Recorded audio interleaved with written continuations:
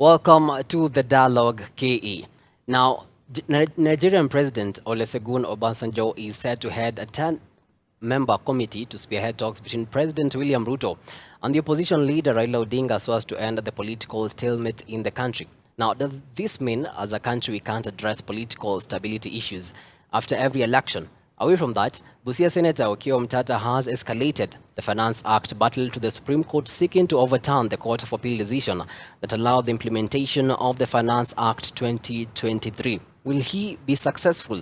Now, to help us dissect on these issues, I'm joined by Philip Mwangale, a lawyer and governance consultant, and Wanja Maina, the chairperson of the Jubilee PWD's League. Now, Philip, why do we need foreign interventions to solve local issues? The straight answer to that is we do not need foreign interventions to solve our issues. But I think we have over time been preoccupied with the visitor's solution. And let me just run you back through history a little.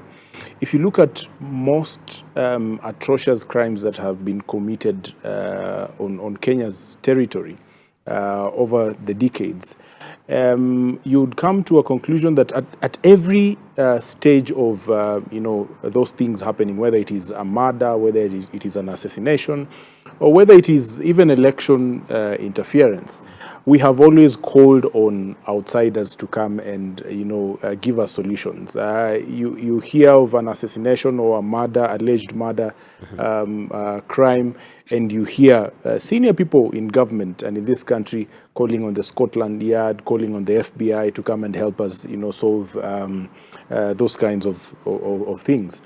And increasingly, we have made our systems impotent. We have gotten to a point where we no longer trust our systems, and that goes to say that we do not even trust ourselves to solve our issues.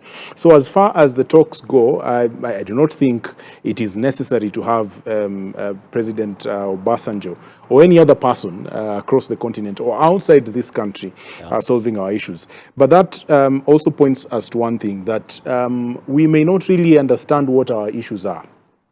Because if we think that somebody else from without the country can solve those things for us, then we do not understand what the problem is.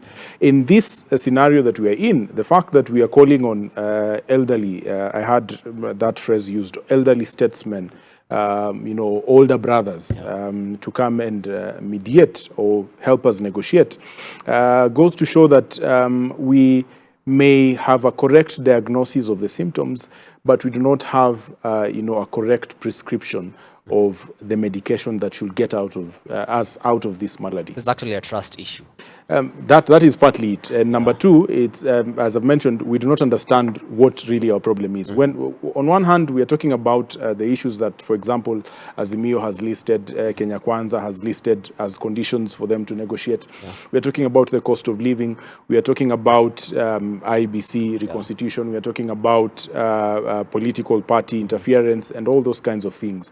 But the issue that has been bedeviling this country is not those things. Those are symptoms of our problems. Our problem is a manners issue. We have bad manners as a country. Our morals are a problem. So to solve that, we need to go deeper. We need to, have surgical reconstruction of our hearts, not really, address the symptoms, because we'll address the cost of living. If next week, for example, the Kenya Kwanza government decides to, fall back on the kind of policies they have adopted over the last 1 year, and then the economy is stabilized, what happens to us? If, for example, William Ruto and Kenya Kwanza decide that they're not going to interfere with opposition political parties, what then happens to the country? Does it mean that we are now okay? If, for example, the politicians decide to agree on the IPPG model of reconstituting the IBC, does it mean that our problems are solved? And the answer is no. Is no. Wanja, let me introduce you to this discussion. I mean, a famous journalist that I really respect, Linus Kaikai, said that our politics is experiencing stunted growth. And we've seen it with Obasanjo now. I mean, why do we need foreign interventions to solve local issues? Thank you so much, Ken, for the invitation, really, and to be part of this Dialogue KE. First and foremost, it is factual and it is actually out there for everybody to see that Kenya has been having a problem. And the problem we've been having has been after an election cycle, there is an issue of dissatisfaction with a few things and the way they are done. And it has come to a point where someone must address this issue from the root cause. Yeah. On the issue as per to whether we need to have a foreigner intervening, a local intervening, for me, I see Kenya as a small piece of the puzzle in the global community, in the African community. And considering our critical role and our uniqueness in the continent, when Kenya is ailing, or as they say, when Kenya has homa or a cold, the region gets when Kenya sneezes, the region gets a cold. So this issue of mandamano, that has certainly become an issue of police brutality, has concerned many people. And it is important for our viewers even to note that Obasanjo did not send himself. Obasanjo is actually sent by the international community. And we also know that in the past, it has now come to the public that President Suluhu had also been part of this, but it seems like nothing much went further with her intervention. But the question is, why do you need mediation on the high cost of living? Well, our position is a party. I'm a member of Jubilee Party. There are some issues really that don't need mediation. For example, the issue of high cost of living is an issue that can be attended to, through policy. People have just said our issue is food. But even if we don't need mediation to attend to some issues like the high cost of living, it is an issue that is important to Azimio team, for example, because Azimio team, before we get to where we are, we've been engaging with a lot of public barazas. And as you've seen, the symbolism of these public barazas and mandamanos has been the sufuria. Every Kenyan has been getting it for some reason, and the reason is that the food is high. So the reason why the issue of the cost of living is appearing in the list of the issues by Azimio side is because it's an issue from Mwananchi. However, when all is said and done, there has been a recurrent problem. And the recurrent problem, really, I see it as an issue of winner takes it all after every 5 years when we have an election. Now, some of the questions that are arising is, we had a highly contested election. We respected the outcome and the ruling by the Supreme Court, but we were not happy with it. So then who will solve this issue of winner takes it all, where there is a candidate you are competing with who has a support of half the country, and what does that where does that leave the country at? So do we need a foreigner to arbitrate and mediate? For me, I see it as an issue of whether it's a foreigner, whether it's a local, but I would also imagine our local issues and our local politics and our tribalism and our local dynamics might actually injure a person who is a local person trying to mediate and arbitrate. So I see the issue of an international person being also an issue of perceived neutrality. They don't have particular interest in the local issues. But for me, I see it more or less, let us get to the bottom of these issues. All right, before we continue, let's listen to what the Azimio team had to say yesterday regarding the talks between President William Ruto and the Azimio leader, Raila Odinga. All right, okay, my director told me, let's just continue. And Philip, are the talks really about the high cost of living? They are not. It's unfortunate that that is our subsisting reality, but we must be real with ourselves. When you look at the political landscape today, and I will disagree with Wanja when she says that Azimio has gotten to a point where they have accumulated consensus from public barazas and so on. I mean, the fact is that we are in a bad place. Our economy is in a bad place. Whether that is attributable to William Ruto in this so many months that he's been in power, or whether it is attributable to the looting that happened in Uhuru Kenyatta's government, both in the first and second term, that is not really the issue. The issue is that we're in a bad place. Now, number two, We have gotten to a point where, and this has been the theme of our politics in Kenya, that betrayal is requisite in Kenyan politics, that treachery and deceit are important in political, machinations. Treachery and deceit are sort of political currency. And we have also gotten to a point where political conmanship is viewed as, expertise in politics. If you're not a conman, then you're not, you're not politician enough. That is where we are as a country.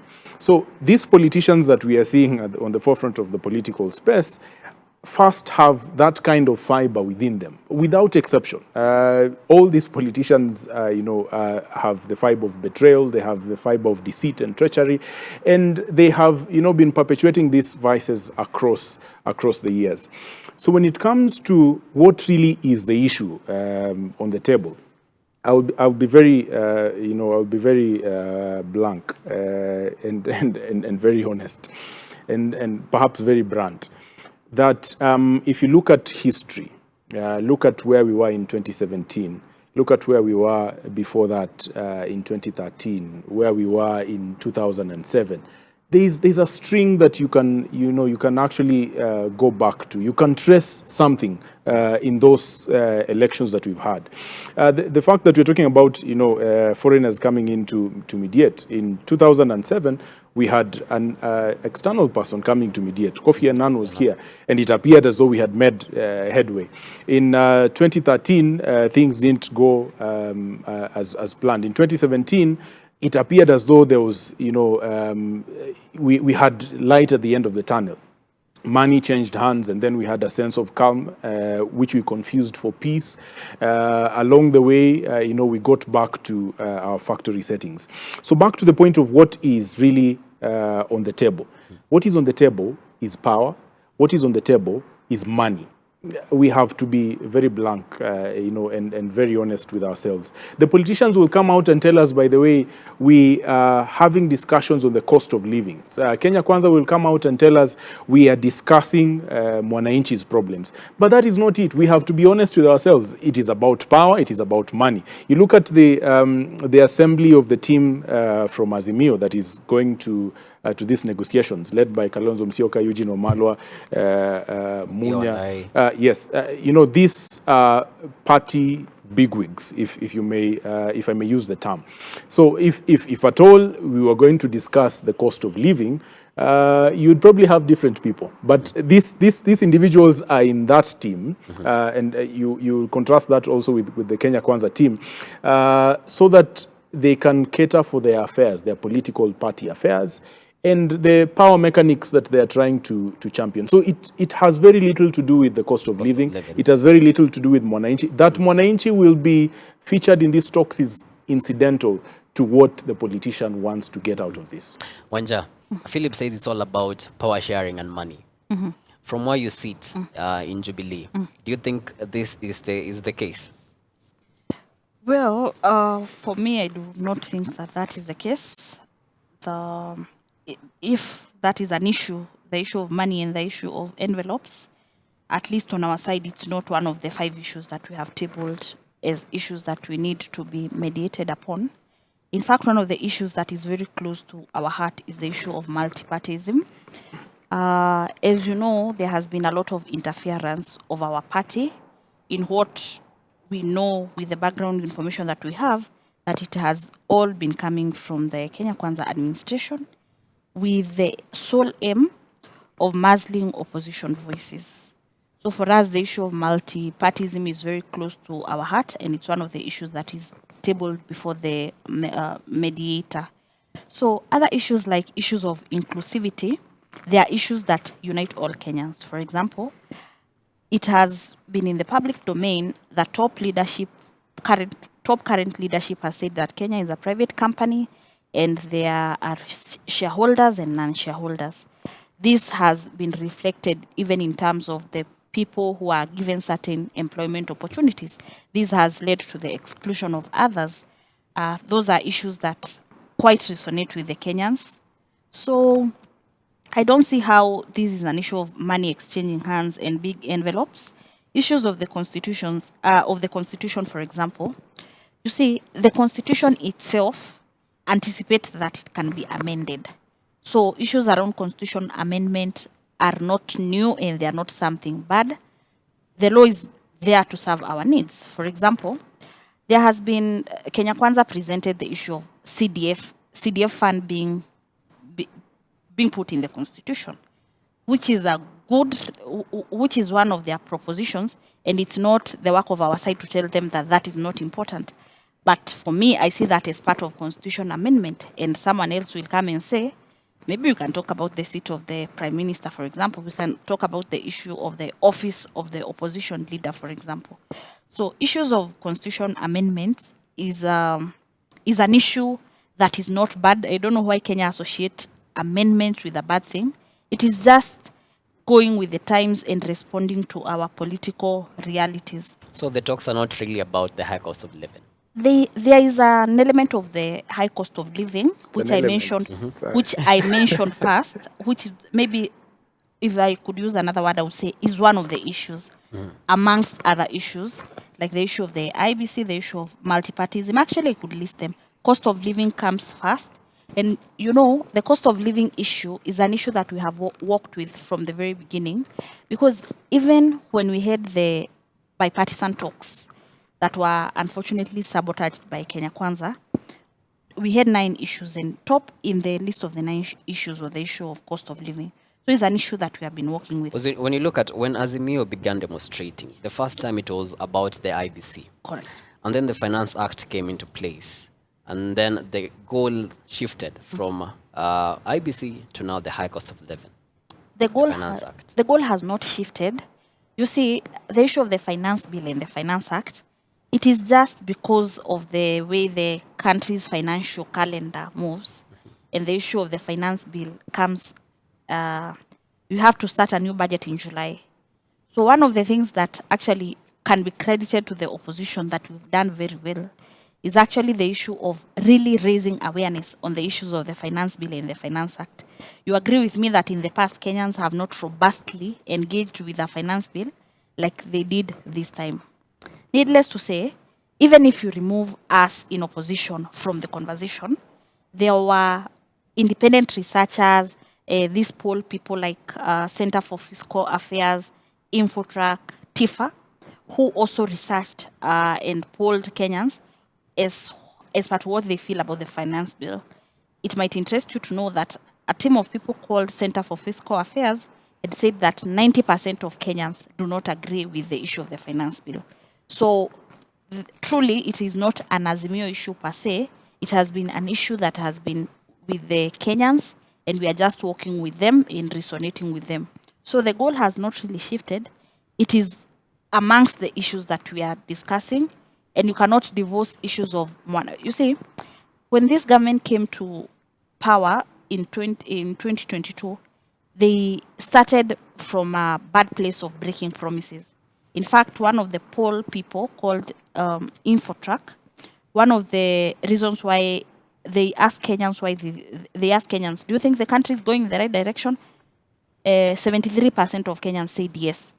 What are some of the reasons? They said broken election promises, unemployment, and high cost of living. So some of the reasons why you see the opposition and the common wananchi speaking the same language, it is because we share in the frustration of broken promises, high cost of living, a lack of jobs, exclusion, and so on. Philip, do you think these talks are going to happen? Because actually we are seeing a divide between Kenya Kwanza and Azimio regarding the terms, the conditions of the talks. Do you think these talks are going to be successful? First, I was going to ride on the last statements by Wanja about broken promises. I think in the registry of broken election promises, Raila Odinga, William Ruto, Kalonzo Musyoka, Eugene Wamalwa, Uhuru Kenyatta, and all those people are senior clerks in that registry of broken promises. So it's not that William Ruto's government, is now, spearheading or, initiating broken promises. We have been victims of broken promises over the years from politicians. Now, as to whether the talks will happen, the talks must happen. In fact, it is a good thing that the talks are happening. It's only disappointing that the talks will not benefit Mwananchi as Mwananchi hopes it will. But the talks must happen. And this is the reason that those who need to be appeased have already been appeased. While we may hear press statements, we may see statements and press conferences from certain individuals, those who need to be appeased have already been appeased by whatever means they want that appeasement done. So the talks must happen, and they must happen because those who have spent money already to appease certain individuals will want that money, will want value for money. So there may not be any more demonstrations. If there will be, then it means that somebody feels that whatever they have been given is not sufficient. The talks must also happen because certain people who have been in the political cold want to get into the shelter of government. That is also a reality that we must face. There are still several appointments that are pending. That William Ruto needs to make. There are certain people who are very keen on getting those appointments, either for themselves or for people who are very close to them. You have ambassadorial appointments that are still yet to be made, reshuffles that are still yet to be made. There are contracts, huge contracts. These are things that we do not admit to ourselves, but contracts are shared in government.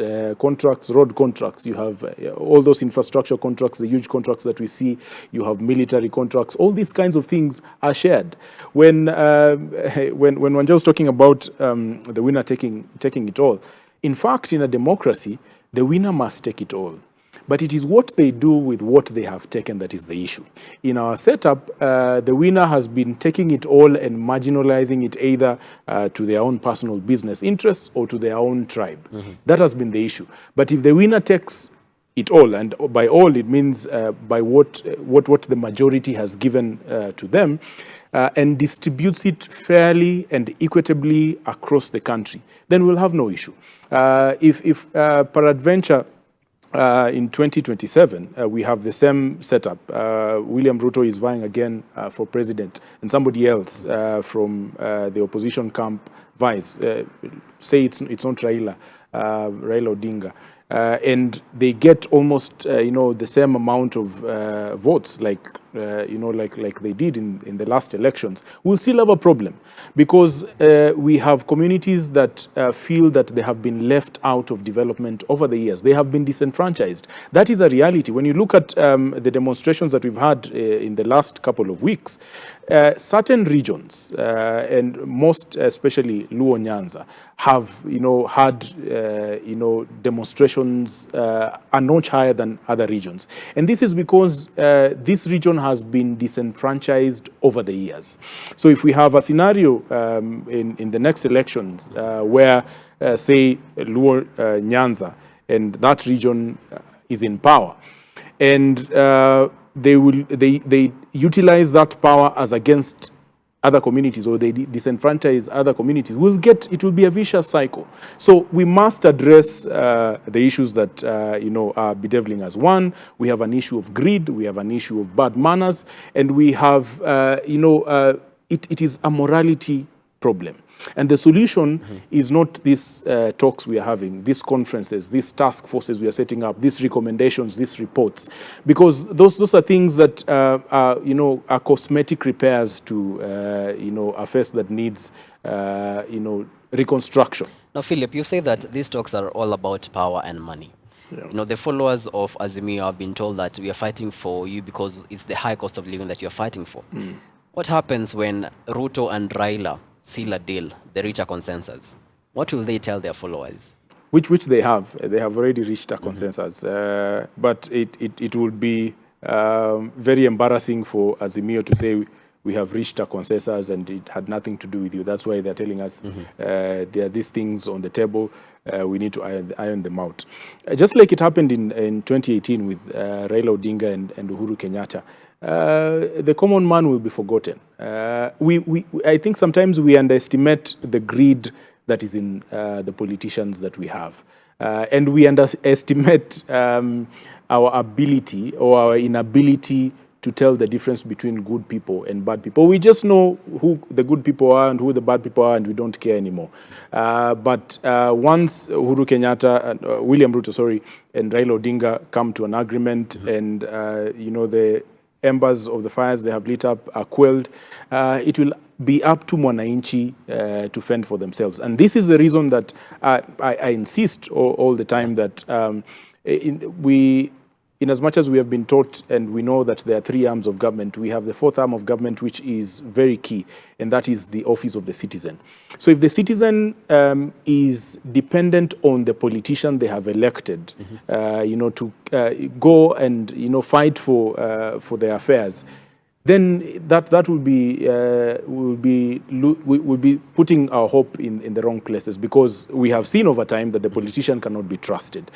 So we must be keen and active to make sure that we are keeping government in check, because we are government. The fact that we have chosen to donate our powers to a few individuals does not mean that we have completely dissociated ourselves from self-government. The fact that we got self-government, self-rule. Self-rule means that we are governing ourselves, and we cannot let government fall to the hands of a few people alone. Wanja, are we foreseeing another handshake? Well, that is what people have said. Probably people who are quite uncomfortable with these two principles or with these two individuals meeting for reasons well known to them. Call it as you wish. You see, Kenyans have called it handshake, salamu, nusu mkate, mkate mzima. I think for me, I would not be particularly keen on what it is going to be called, but particularly the issues that are going to be raised. There was a tension, or there was a problem yesterday when Kenya Kwanza released a one-sided statement about what will be the issues. And you all remember yesterday, Azimio made a press release to say that these are our issues. Yeah. So I think the starting point of this mediation started from a bit of funny, as if some people came without clean hands. But I'm happy that now it seems like both are almost talking in the same language. So for me as a Kenyan, for me as a leader, whatever will become of these talks, or what people will call them, I'm so keen on inclusivity, which is an outcome by many, lowering cost of living, political parties to be respected. And this issue of multipartyism is actually linked to what Mongale has said, when he has said that the power is with the Wananchi. But the fact that they have donated the power to the Wananchi, but their MPs are voting yes for the Finance Act, yet many Kenyans are saying that they are not happy with it, it tells you that it seems like the leaders who represent them are representing the executive. So when all is said and done, mine is to hope that both of the parties involved will maintain a bit of, actually a lot of political hygiene. There should be at least housekeeping rules that will ensure that these 5, 6, 7 issues are discussed conclusively, so that after every election cycle, we shall not be talking about IEBC. As it were, actually, there are some constituencies, there are some wards without a representative. For example, there should be a constituency called Banisa or Benisa, where their MP died. And now they don't have an MP. So who is talking for them? Why? Because we don't have an IBC. So these issues of electoral justice, the election was not free, nor was it fair. These issues of really the constitutional amendment, do we have a constitutional moment? And this issue of the constitution is very, very big, because we can also see elements of the current government actually not respecting the constitution. If you saw the amount of police brutality meted on Wananchi, it tells you something. So a constitutional moment where we shall discuss issues bedeviling us. Do we need a prime minister? Must the winner take it all? We have a constitutional moment. Can we seize it now? So those are the issues I'm keen on. On the issue of who is cheating the other, who has been given a brown envelope, I see it as really distractions and sideshows. The most important thing is for the issues to be harmonized and the issues to be discussed conclusively. Although there has been also the issue of representation. Today I was somewhere and the people of Mount Kenya are quite dissatisfied with the composition of the Azimio 5-member team, where they say we are quite a number of people, but we don't see our representation and our voice, especially on some issues that concern us. But those are issues that will be discussed. And negotiations, mediations, people meeting at the table, it has always happened. Every day is a negotiation. Even today, Ken, when you go to the market, you are told a shirt is 500 bob. You say, no, I have 400. It's still negotiation. When your spouse or a family, there's a problem, they'll always call a mediator, a chief, or the pastor. So mediation, talk, watu wakae chini kwa nyuma ya hema waongee. Those are issues that are part and parcel of our culture, of our community. We have always resolved our issues. I don't see why there should not be this kind of resolving. Certainly, there are hardliners and lieutenants around these key principles who might be having personal interest. But for me, I am guided by the fact that our global diplomat, Obasanjo, has a track record. He seems to be very fair and level-headed, and that Azimio has already stated, we have already stated our issues. Okay, from what I'm getting from you, this is all about electoral reforms.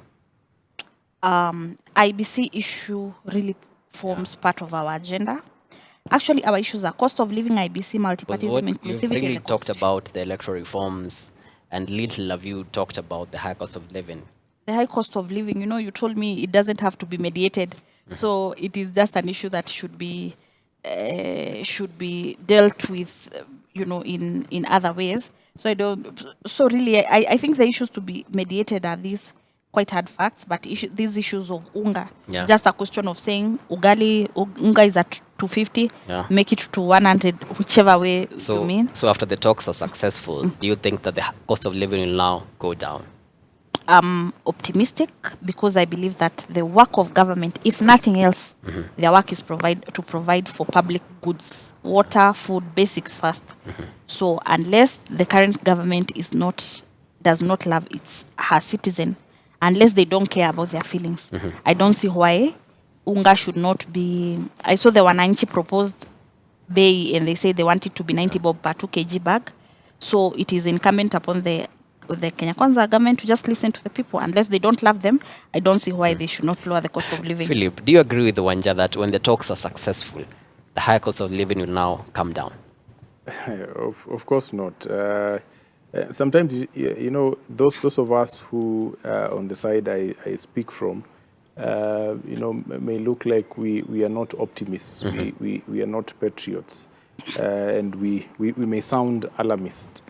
But we have come to the point of appreciating reality, and we have tempered our hope, the hope that we give to politicians. You listen to Anja and the issues that she has raised. You can tell what is really key for Azimio.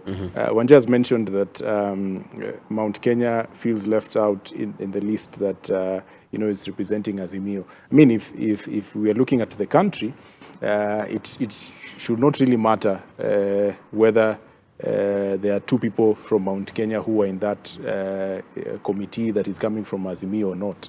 But it just goes to show you that we have, mixed the things I was talking about: betrayal, treachery, deceit. We have laced it with ethnocentric Kool-Aid. So it is pulling towards your community. Once your community is okay and you are the majority and you can call the shots, then the rest does not matter. These talks, they will be successful to the politician. And I think that is the reality. And I'll still repeat that if the cost of living comes down, it will be incidental. The other thing that we also need to appreciate is that from where we are coming from the regime of Uhuru Kenyatta, any government would have taken quite a bit to get stable. I'm not saying that William Ruto's government has done the best things. In fact, most of their policies are skewed towards digging us deeper into the pit. In the next few months, say 3 or so months onwards, we will be able to tell whether these policies that Kenya Kwanza is telling us are sure for us to get to economic stability actually work. But as it is at present, we can only wait. We can only wait to see whether the cost of living will come down. But even if it does, there is the issue of runaway corruption that has been rampant over the years. Yes, the cost of living will come down, but at what cost? We are looking at a scenario where we have, very huge external debts. And it is not that the debts are going into our pockets, Mwananchi's pockets. The debts are going into feeding specific people, a few individuals in this country. So if we do not deal with runaway corruption, the cost of living will go down, but our general condition as a people, our moral health as a society will still be in the pit. And that is what we must address. It is pointless to afford food when you are an immoral nation. It is pointless because we are looking at the next generation. I'm looking at my children and their children after them. Yeah. I mean, what country are we going to leave to these people? We tell them that we fought for affordable food for you, so here is food. Have food, sleep, and that is it. We must leave an inheritance for the generation to come, and that inheritance is not affordable food. It is not, a cost of living that is affordable. We must live a healthy nation, and by healthy I mean not just economically. I also mean that we must leave a moral nation to our children and their children to come. Yeah, as we conclude, Philip, do you think we'll be able to avoid these talks after every election? I mean, what needs to be done? The short answer, and it might appear simplistic, but the short answer is that we need God. Sure. We do need God because the pit that we have dug ourselves in over the decades, we can't solve these problems, in one day. We can't solve these problems in one election cycle. There are things that have now become systemic. When you're talking about corruption, 95% of Kenyans are corrupt. It's just that, the politician or the people in high office benefit more from the corruption. But the corrupt Mwananchi actually gives money. Their corruption is giving. There is somebody who is benefiting from what the corrupt Kenyan is giving to them. So an issue like corruption has become systemic. We can't address it today. It can't be addressed in the next 1 year, for example. So we must make concerted efforts and concerted steps into the direction we want to go. We must tell ourselves that, for example, in 2027, we can choose to elect people who are clean. We had the option and we had the possibility of doing that in the last elections. Did we?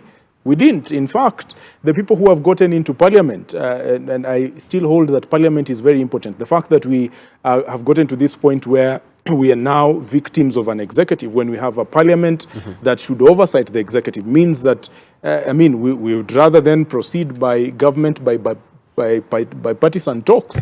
If then that is the way we should go, we would spend less money because we pay these guys too much money to sit in parliament and do nothing. So we must make concerted efforts to change, and that means that the efforts must first be individual and then communal. And by communal I mean that we must decide that at the ballot we make different decisions. The right decision. You've actually said that we need God, and it's true. As a nation, we really need God. As we conclude, Wanja, what needs to be done to avoid these talks after every 5 years, these demonstrations after every 5 years? Why do you want demonstrations avoided? I think demonstrations are not bad. They're actually anticipated in Article 37, where Kenyans are allowed to protest peacefully. So, but from what you've seen, they've actually not been as peaceful as much. Ideally, people are allowed to protest, to demonstrate, to express dissatisfaction. Yeah. We need, for example, in these demonstrations, one of the vices that has come out strongly is just the issue of police brutality. So we just need the police to stop being forceful and to stop hurting Kenyans. So I don't know why everybody is saying, let's avoid the talks after every 5 years. I think people should always talk. We are growing, we are advancing. Our democracy is also growing and advancing. I mean, the talks about electoral reforms. Certainly, the IEBC, the electoral reforms, electoral justice, voter manipulation, vote rigging, and what really composes of an election cycle is a conversation we need to have. This is the third election where the number two, or the person who is said to have lost, has gone actually to the Supreme Court. So I see it as just an issue of addressing the issue of electoral justice once and for all.